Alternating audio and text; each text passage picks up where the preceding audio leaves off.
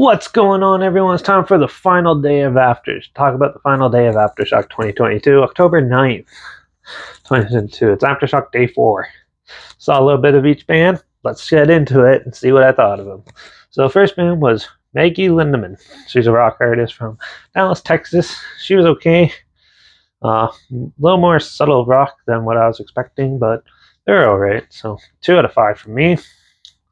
Then there was the metal band Heartsick from Sacramento, California.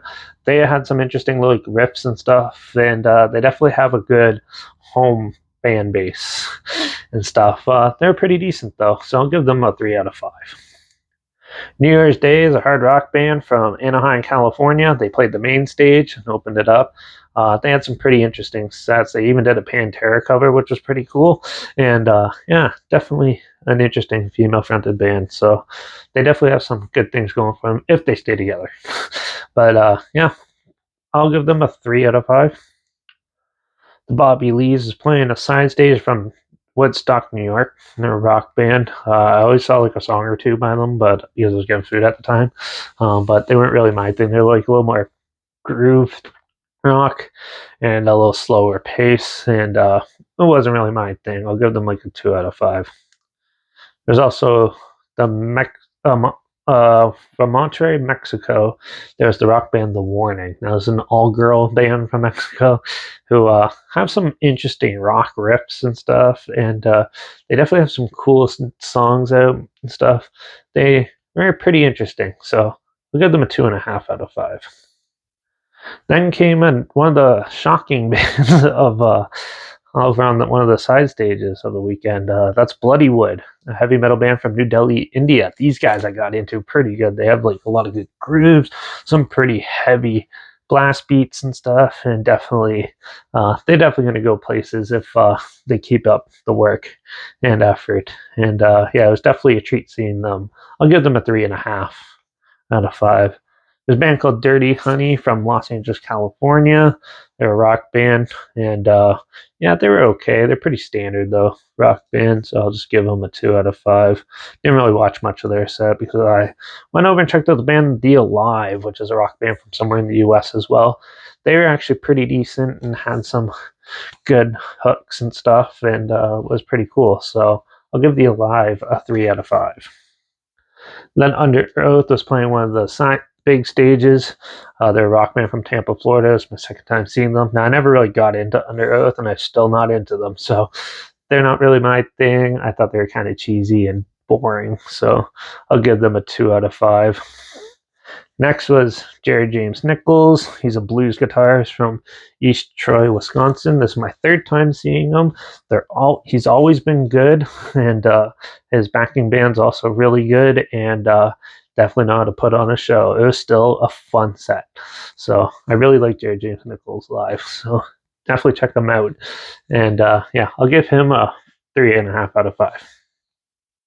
Then the Struts played the main stage. They're a rock band from Derbyshire, UK. Yeah, they were pretty good. They had a good sense of humor. They came on a little late, but they were in good spirits about it and played their hearts out after. And they were a little heavier than I was expecting them to be. So that was good. Pretty decent set. So I'll give them a 3.5 out of 5. Bandmate was playing a side stage from somewhere in Japan. They're like a hard rock band. These girls were making a big splash in the heavy metal scene with their latest album. And to me, I wasn't really into it. It's more like the baby metal sort of sounding metal, but like I don't mind baby metal, but that's it. But yeah, but they seem to have quite the following. Just wasn't for me. So I'm gonna give them a 2 out of 5. They at least had some interesting stuff going for them. Next was a surprise. Like for me was the Interrupters, a ska punk band from Los Angeles, California. Usually I hate ska punk, but the girl who fronts this is super cute, and yeah, a lot of full energy, and they were a lot of fun. I really enjoyed watching them. I'll give the Interrupters a 3.5 out of 5 as well. Yeah, so then there's a band called Class Act. They're a rock band from Doylan, Dalestown, Pennsylvania. But yeah, I didn't really see much of them. I was getting dinner at that time, so but from what they sounded like, they were okay, like a standard rock band. I'll give them a 2 out of 5. Then this here's another band that like surprised me, was the Pretty Reckless. They're a rock band from New York City, fronted, another good cute vocalist. And boy, they were actually pretty heavy live, and I was pretty impressed with that. They definitely had a good set and some pretty good grooves and a lot of good stuff. You could tell they know what they're doing, and definitely pushing the envelope for rock. So I enjoyed them. I'll give them a 3.5 as well. Next was surprisingly a country band from somewhere in the U.S. called Amigo and the Devil. These guys are pretty amusing and funny, and definitely the vocalist was having a lot of fun with it. And you can tell they're comfortable on stage doing what they do, even though it's like totally different than the normal type they're doing. The music is slower and a little more boring, but I did like the stage presence and the showmanship and everything. So I'll give them a 3 out of 5. Then came one of my favorite bands, Black Label Society. This is my 4th time seeing them. They're a heavy metal band from Los Angeles, California. Brought power to the show and definitely destroyed the stage and just shredded like crazy. A lot of fun, really awesome set. I'll give them a 4 out of 5. At the same time as they were playing was a band called Carol's Daughter. I caught their last like 2 songs. They're an alternative rock band from the U.S. Wasn't my thing. Good thing I didn't stay and watch the whole set. They were okay, I guess. So, but pretty standard for an alternative rock band. So I'll give them like a 2 out of 5. Bring Me the Horizon was playing the main stage. They're a metalcore band from Sheffield, UK, and they played a lot of their old school stuff, their heavier stuff, which is really good because I really like that stuff. I didn't really care for their Ammo album or anything like that. So, but they did a good mix, and they definitely put on a good show. Even though Ollie Sykes, the vocalist, was sick that day, he still played his heart out as best he could. So, really enjoyed it. I'll give them a 4 out of 5. Shutting Down was playing the big set Cola stage, the big side stage. They closed it off. They're a hard rock band from Jacksonville, Florida. These guys were heavier than I was expecting, but I still wasn't really into them. They had some cool pyro and stuff and some okay songs. I'll give them a 3 out of 5, I guess. And then came one of my favorite bands, Bayside, was playing one of the side stages. They're a punk band from Queens, New York.